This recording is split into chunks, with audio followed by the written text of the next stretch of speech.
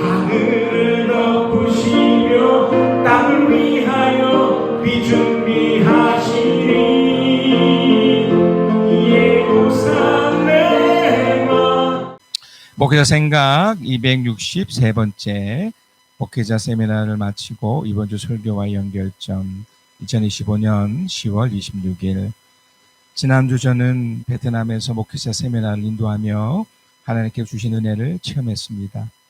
베트남 여행이라 여행이 주는 여러 곳을 보며 즐거운 시간을 가지고 많은 목사님들이 함께 모여 말씀과 사역을 나누며 은혜를 받는 장면에 기쁨도 느꼈습니다. 그러나 하나님께서 많은 은혜도 주셨지만 그 과정 속에도 작은 사건들도 있었습니다.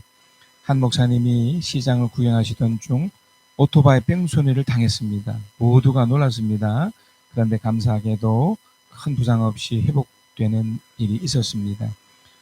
우리나라 같으면 큰 사건이 될 뻔했는데 다행스럽게 사고를 당하신 목사님이 괜찮아져서 감사했습니다. 또한 2번이나 분실 사고도 있었습니다. 그때마다 하나님께서 잃었던 것을 다시 찾게 하셨습니다. 이 일들을 통해 이번 주 설교 내용인 요한계시록 14장 15절의 말씀이 떠올랐습니다. 낫을 대어 거두어 들이십시오. 땅에 있는 곡식이 무르익어서 거둬들일 때가 되었습니다. 하나님은 세상만이 아니라 우리의 하루하루를 거두고 계십니다.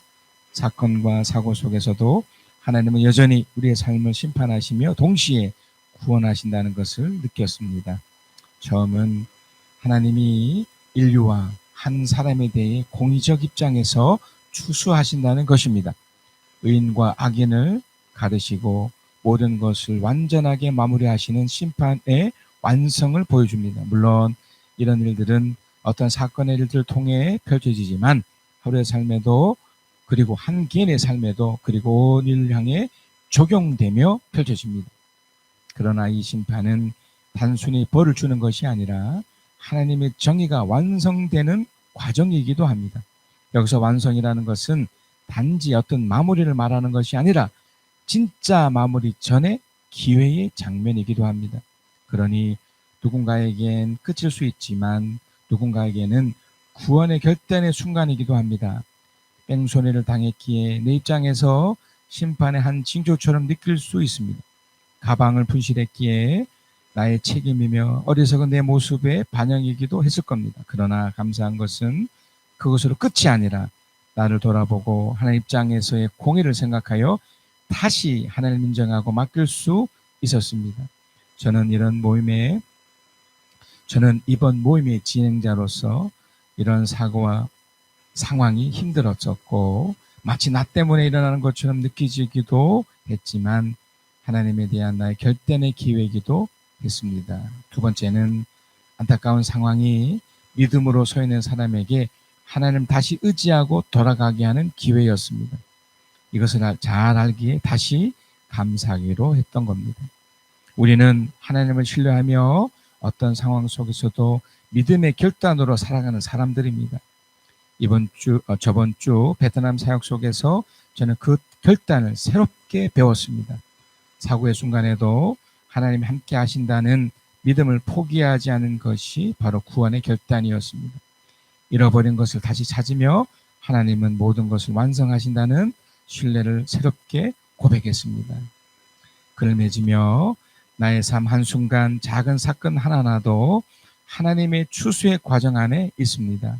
하나님 그 속에서 나에게 우리에게 물으십니다. 너는 오늘 이런 안타까운 상황에서도 나를 신뢰하겠느냐? 너는 끝까지 믿음으로 서 있겠느냐? 베트남의 그 사건들처럼 예상치 못한 어려움이 찾아올 때마다 하나님은 우리의 심판의 완성을 준비시키시고 동시에 구원의 결단을 요구하십니다. 오늘 하루의 작은 일 속에서도 하나님의 손길을 보고 그분의 완전한 계획을 신뢰하는 믿음의 결단이 우리 안에서 새로워지게 합시다. 요한계시록 14장 15절에서 19절 시작. 또 다른 천사가 성전에서 나와서 구름 위에 앉아있는 분에게 큰 소리로 외쳤습니다.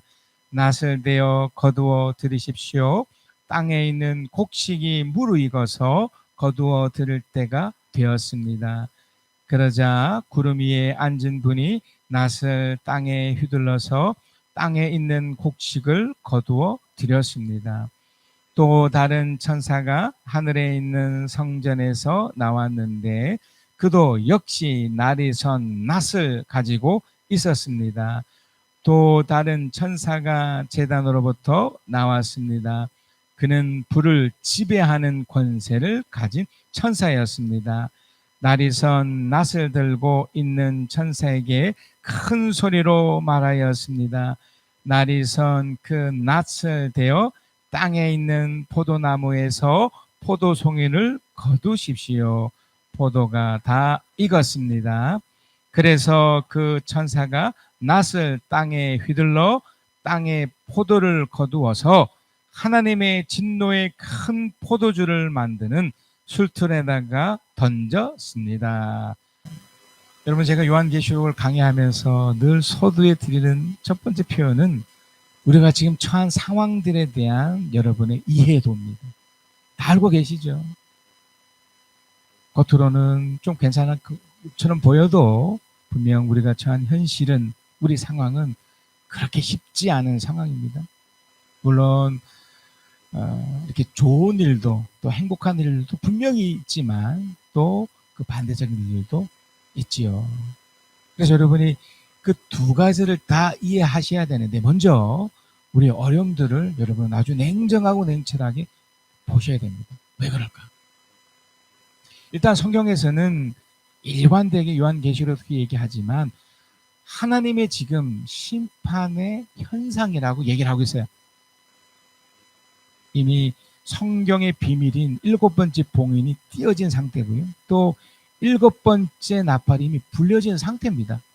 그래서 온갖 심판과 같은 일들이 우리에게 펼쳐지고 있습니다. 인류에게 펼쳐지고 있고, 우리 사는 지역에서도 펼쳐져 있고, 또 각 개인에게, 또 함께하는 이들에게도 지금 일어나고 있고 펼쳐지고 있고 앞으로 일어날 거라는 거죠. 더불어 이곳에 또 무엇이 있습니까? 심판과 더불어 구원과 같은 일들이 또 있습니다. 기적과 같은 일들도 함께 펼쳐지고 있는 거죠. 그러니까 이 두 가지가 상존하는데, 먼저 이런 일들이 하나님의 창조 원리와 어떻게 연결되는가를 좀 보고 싶습니다. 처음에 하나님은 심판을 만들지 않으셨죠. 세상을 처음 만드셨을 때는 영원을 만드셨습니다. 영원. 그 영원 안에는 무엇이 담겨 있냐면 행복과 기쁨이 담겨 있어요. 왜냐하면 하나님이 세상과 인간을 창조하시면서 보기도 좋았고 본인 스스로가 너무나 행복해 하셨던 것처럼, 마치 해산의 수고가 있지만 아이가 태어나셨을 때 부모는 행복해 합니다. 너무 좋은 거죠. 그래서 살아가는 것에 엄청난 가치를 부여하셨어요. 좋은 거예요. 자, 그런데 이 창조 원리 속에 이런 영원성 앞에 한 가지 중요한 것을 거기에 딱 두십니다. 여러분도 잘 아시는 것처럼 바로 선악과였죠. 선악과는 단순히 어떤 나무 열매가 아니라 이건 하나님과 인간을 이렇게 대비시키는, 또 그것을 확인시키는 좋은 장치와도 같은 거예요. 그 선악과를 통해 하나님은 설정하셨어요. 그게 바로 심판이에요. 여기에는 인간의 선택이 있죠. 이걸 먹든지 먹지 않는지. 이걸 하나님이 그걸 보겠다는 거예요. 그걸 만약에 먹게 되면 어떻게 되고, 먹지 않으면 어떻게 되고, 그걸 하나님이 결정하시는 거죠. 그 심판에 의해서. 그건 우리랑 상관없이 그것이 바로 공의입니다. 그러니까 공적인 의로움이라는 거예요. 이미 하나님은 영혼이라는 것, 행복이라는 것, 삶이 주는 놀라운 가치를 이미 부여한 상태였고, 그것에 이 선악과를 통해서 어떤 인간의 선택에 따라서 어떻게 하는지를 하나님이 결정하시기 때문에. 그러면 여기 무엇이 중요합니까? 아예 선택이 굉장히 중요하죠. 그것을 먹으면 말 그대로 영원히 지속이 되는 거고요. 그러니까 그것에 딸린 행복과 기쁨이 잃어버리지 않고 살아가는 그 자체만으로도 너무 좋은 것으로 진행이 되겠죠. 그러나 그것을 먹는 날에는 심판하시는 거죠. 그것에 의해서 결정하시고 판단하시는데 어떻게 됩니까? 영원히 상실이 됩니다. 그래서 기쁨과 행복을 잃어버리게 되고요. 삶에 주는 가치가 아니라 인생 뭐 있어? 이렇게 되는 구조가 돼버린 거죠. 여기에 또 중요한 창조 원리가 이런 심판 같은 구조 속에 또 하나 무엇이 있습니까? 바로 구원이라는 거예요. 인간의 타락 때문에 잘못된 선택 때문에 잃어버렸잖아요. 영혼도 잃어버리고 행복도 잃어버리고 기쁨도 잃어버렸을 때 하나님의 구원의 방식 하나 만드셨는데 그게 바로 예수 그리스도를 이 땅에 보내셔서 그분의 삶을 보며 인간이 어떻게 하는지를 느끼게끔 하신 겁니다. 십자가를 제시하신 거예요. 십자가를 통해 인간이 하나님을 선택하지 않을 때 이렇게 된다는 걸 보여주는 거고요. 그 십자가를 인정할 때, 십자가를 인정한다는 것은 내가 내 삶 속에 하나님을 인정하지 않으면 이렇게 되는 거구나 이거죠. 이걸 받아들임과 받아들이지 않을 때 그 결과. 받아들이면 그거 내가 인정하는 거잖아요. 비록 십자가로 끝이 나는 것으로 끝이 나지만 어떻게 됩니까? 부활로 연결합니다. 그러나 인정하지 않으면 십자가는 십자가로 끝나는 거예요. 그러니까 나의 삶도 이것으로 끝이 나는 거죠. 자, 이런 내용이 오늘 본문의 이 내용이에요. 한쪽은 하나님의 심판에 의한 어떤 그것이 완성되는 것, 그리고 그것에 담겨있는 두 번째 구원의 어떤 역할. 요한계시록 14장 14절 16절입니다. 또 내가 보니입니다. 진행되었 것들 중에서 지금 이어지는 그 결과예요. 흰 구름이 있고 그 구름 위에 인자 같은 분이 앉아 있었습니다. 그 인자 같은 분이 누굽니까? 예수 그리스도죠. 그러니까 성부 되신 하나님이 우리를 구원시키는 방식 중에 하나로 당신의 아들이었던 우리가 똑같은 한 인간으로 이 땅 가운데 보내주셔서 똑같은 삶을 살게 하세요. 그래서 십자가는 좀 전에 설명드렸던 것처럼 니들이 이렇게 살면 이렇게 죽는 거야를 보여줬던 겁니다. 인자 같은 분이 앉아 있었습니다. 그는 머리에 금멸관을 쓰고 날이선 낫을 들고 있었습니다. 그런데 그 주님이 이렇게 끝이 나는 것으로 끝났던 것이 아니라 어떤 경우는 이것으로 끝이 났죠. 어떤 분들에게는. 그러나 그걸 받아들이죠. 맞네. 나도 이렇게 죽을 수 있어. 이렇게 끝장날 수 있어. 그래서 내가 이걸 인정해야지. 그러니까 심판을 인정하는 거예요. 그걸 인정할 때 어떻게 됩니까?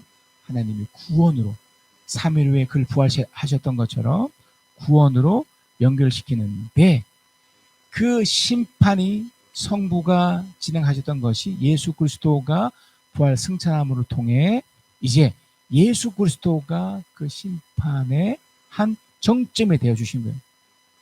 왜냐하면 당신 이 땅 가운데서 당신의 삶을 살았잖아요. 우리처럼. 그런 것처럼 우리도 그런 삶을 사는 것을 성자가 이제 판단하시겠다는 거예요. 내가 관찰하고 확인하고 결과론적으로 내가 어떻게 하겠다. 이게 심판이죠. 그래서 날이선 낫을 들고 있었습니다. 그래서 15절입니다. 또 다른 천사가 성전에 나와서 구름 위에 앉아있는 분에게 큰 소리를 외쳤습니다. 낫을 떼어 거두어 들으십시오. 땅에 있는 곡식이 무르익어서 거두어 들을 때가 되었습니다. 그러자 구름 위에 앉은 분이 낫을 땅에 휘둘러서 땅에 있는 곡식을 거둬 들었습니다. 여기서는 이제 어떤 심판을 하겠다는 거예요. 여기서 이제 이 다음에 나오는 포도와 좀 대비되는 건데 이건 곡식이거든요. 곡식과 포도가 이렇게 대비가 됩니다. 곡식은 뭘 의미할까요? 바로 농부가 곡식을 얻는 것처럼 어떤 열매죠. 우리 인생, 나의 삶 속에서 어떤 원인과 과정 속에 나타나는 결과를 말을 합니다. 예수님이 이제 십자가를 앞두고서 몹시 배가 고프셨습니다. 그래서 인근에 있는 무화과 나무를 보았는데 무화과 나무의 잎이 엄청나게 무성한 거예요. 엄청나게 무성하다는 것은 거기에 열매가 있겠구나. 당연한 거죠. 그 무화과 나무가 존재하는 이유는 무화과 열매 때문에 그 열매로 그 나무를 평가하잖아요. 근데 거기에 무엇이 없었으면 열매가 없었어요. 없으면 그냥 없는가 보다 라고 끝이 나야 되는데 주님이 그것에 대해서 판단하셨어요. 결정하셨어요. 열매가 없으니 내가 시장에서 내가 배가 고파서 그걸 먹어야 되는데 그게 없으니 그 무화과 나무는 더 이상 그 기능을 잃어버린 거죠. 더 이상 존재할 가치가 없죠. 그래서 주님이 그 나무를 저주하셔요. 그러자마자 그 무화과 나무는 말라 죽어요. 여기서 중요한 건 뭐냐면 모든 인생, 내 인생뿐만 아니라 여러분 모든 인생은 반드시 어떤 결과를 낳게 돼 있어요.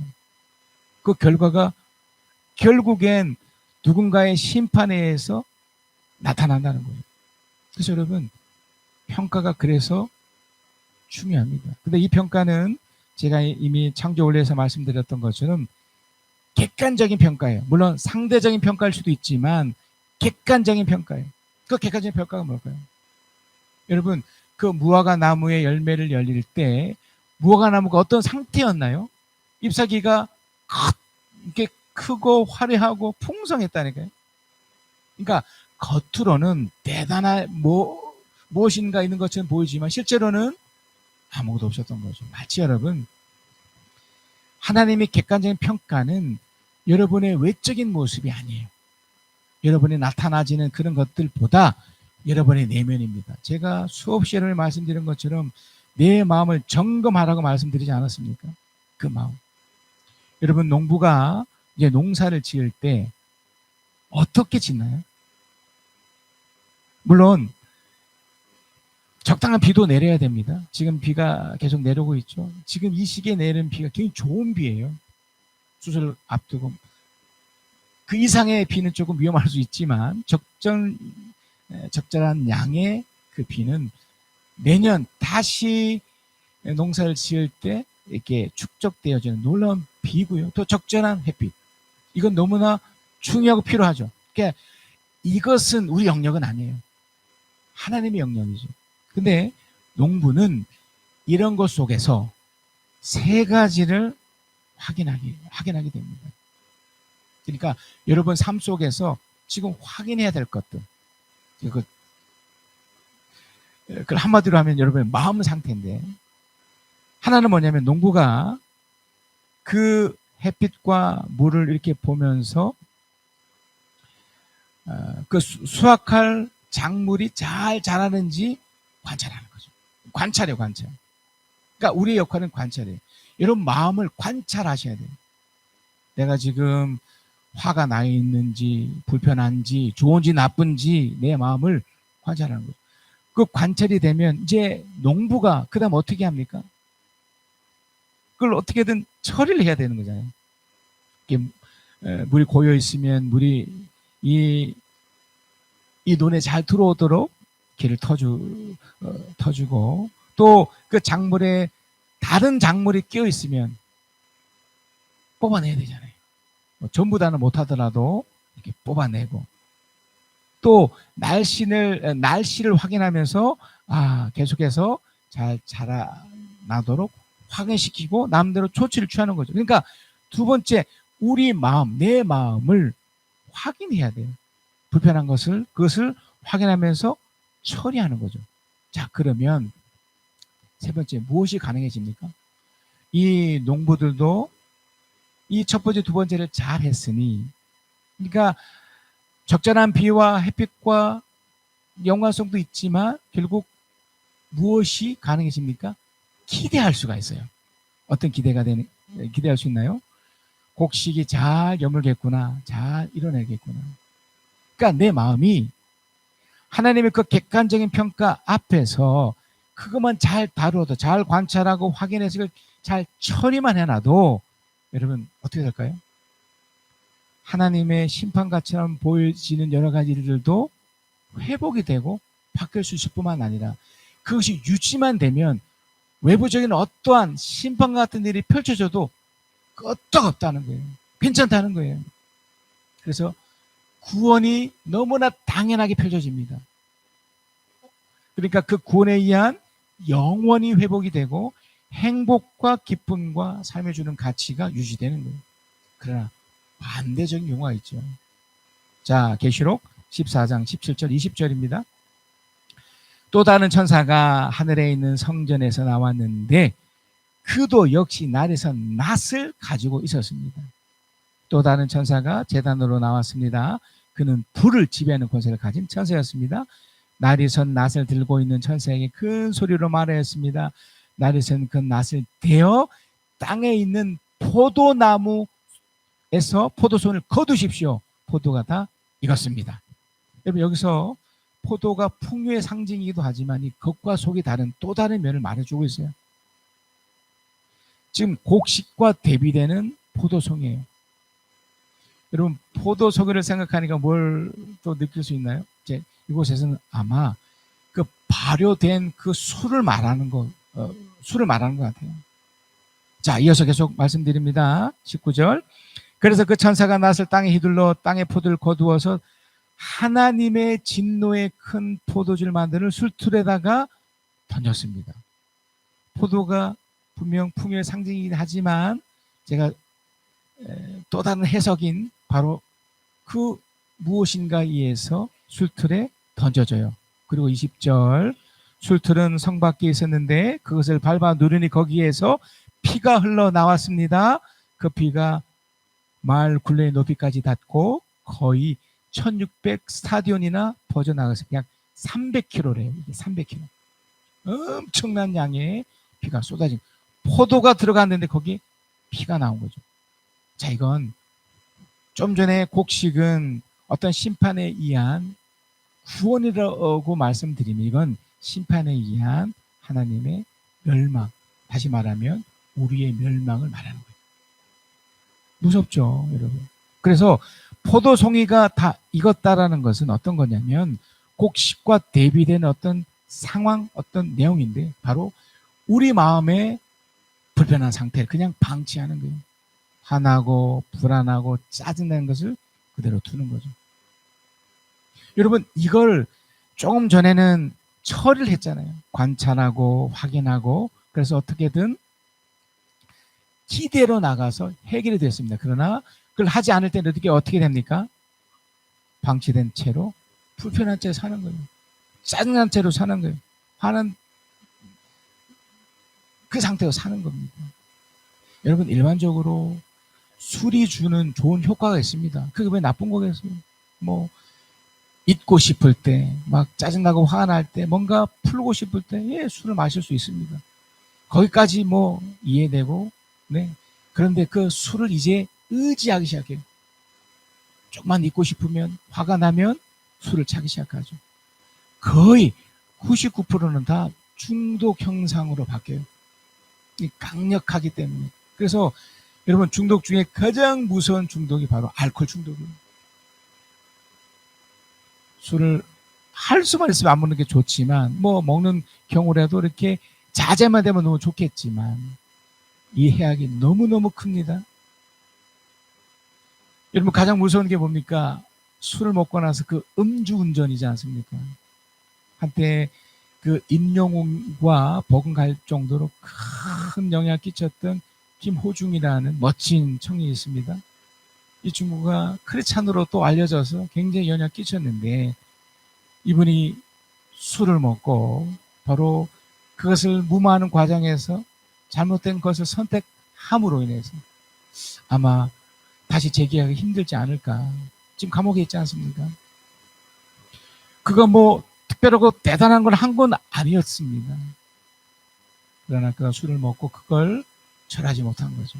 그러니까 그 마음 가운데 그런 것들이 처리되지 않으면 그것으로 인한 무엇이 생길까요? 구원이 아닌 심판이 생긴다는 거예요. 여러분, 이것이 우리들에게 시사하는 게 큽니다. 그래서 여러분, 이 내용을 두 가지로 요약할 수 있어요.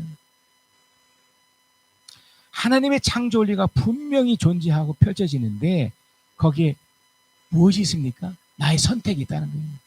내가 무엇을 선택하느냐, 내가 어떻게 하느냐가 중요한 거예요. 그러니까 하나님의 심판은 내가 어떻게 하느냐에 따라 달라지는 겁니다.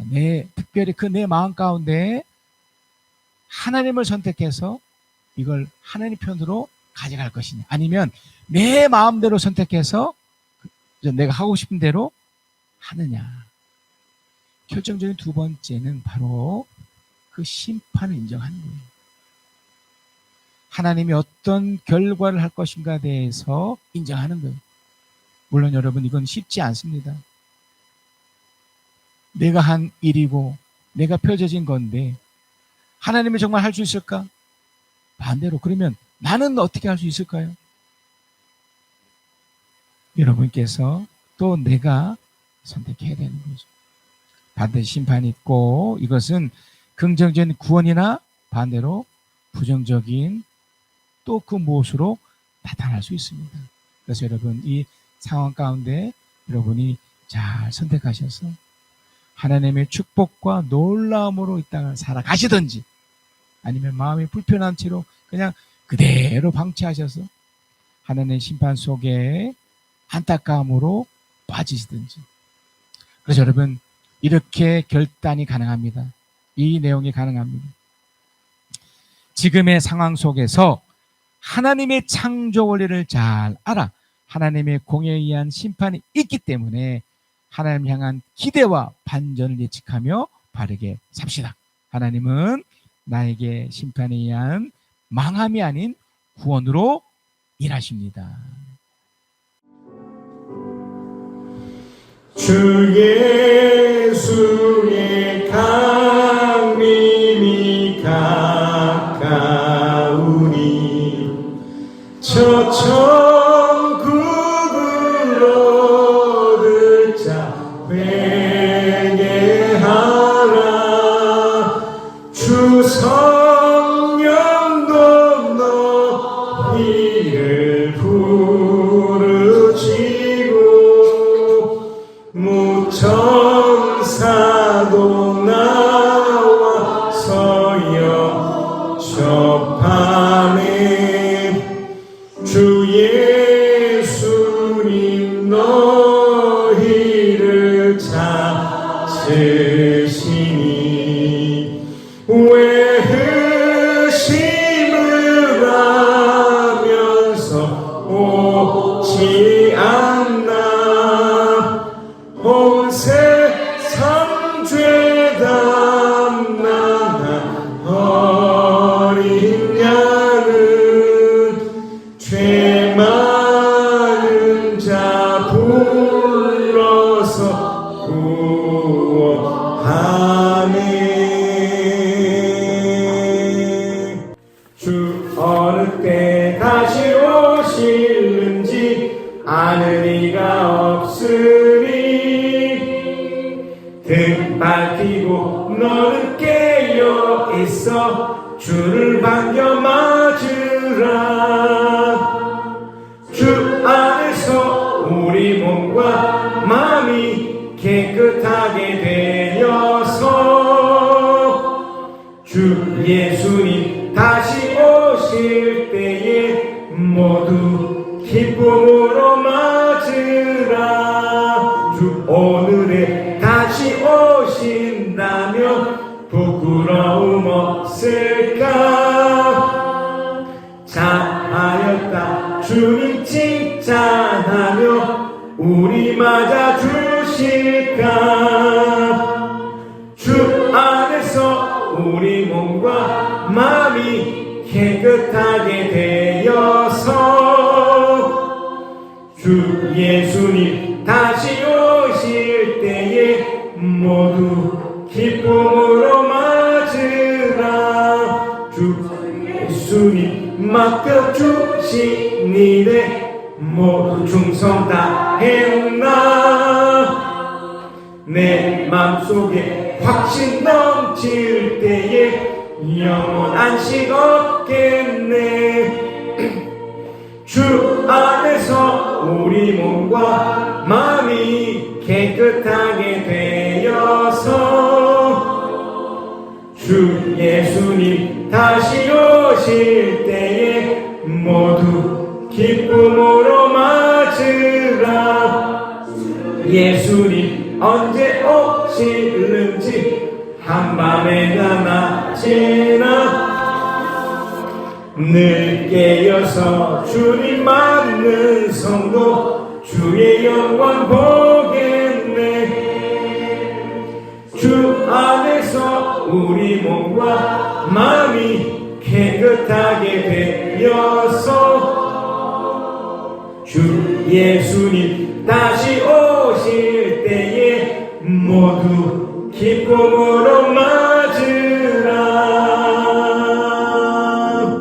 나 이제 주님의 새 생명 얻은고 옛것은 지나고 새 사람이로다. 그 생명 내 맘에 강같이 흐르고 그 사랑 내게서 해같이 빛난다. 영생을 누리며 주 안에 살리라. 오늘도 내일도 주 함께 살리라. 주 안에 감추인 새 생명 얻으리. 이전에 줬던 것 이제는 값없다. 하늘의 은혜와 평화를 맛보니 찬송과 기도로 주 함께 살리라. 영생을 누리며 주 안에 살리라. 오늘도 내일도 주 함께 살리라. 산천도 초목도 새 것이 되었고 죄인도 원수도 친구로 변한다. 새 생명 얻은 자 영생을 누리니 주님을 모신 마음 새 하늘이로다. 영생을 누리며 주 안에 살리라. 오늘도 내일도 주 함께 살리라. 주 따라가는 길 험하고 멀어도 찬송을 부르며 뒤따라가리라. 나 주를 모시고 영원히 살리라. 날마다 섬기며 주 함께 살리라. 영생을 누리며 주 안에 살리라. 오늘도 내일도 주 함께 살리라. 나의 생명 드리니 주여 받아주셔서 세상 사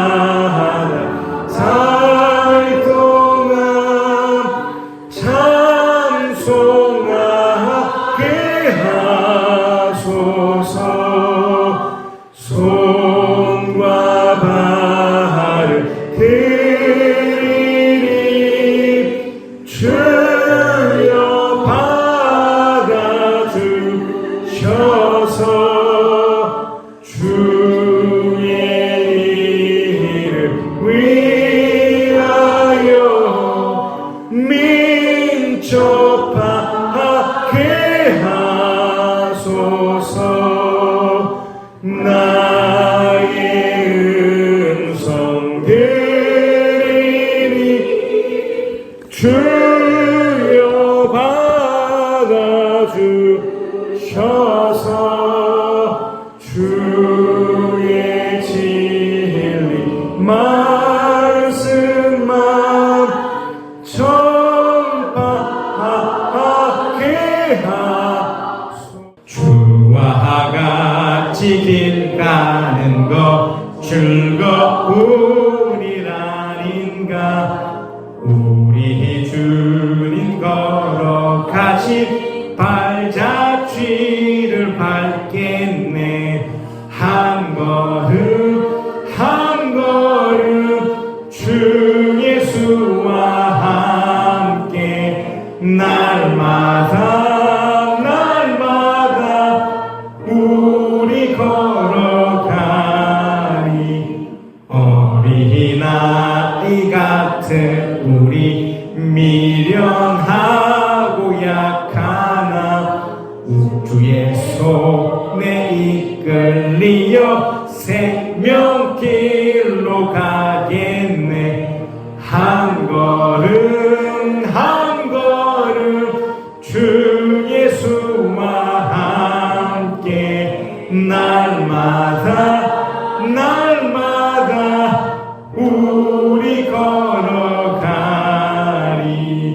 오직 비는 들판이나 험한 골짜기라도 주가 인도하는 대로 주와 같이 가겠네. 한 걸음 한 걸음 주 예수와 함께 날마다 우리 걸어가리. 이에 선지자 에녹같이 우리들도 천국에 들려 올라갈 때까지 주와 같이 걷겠네. 한 걸음 한 걸음 주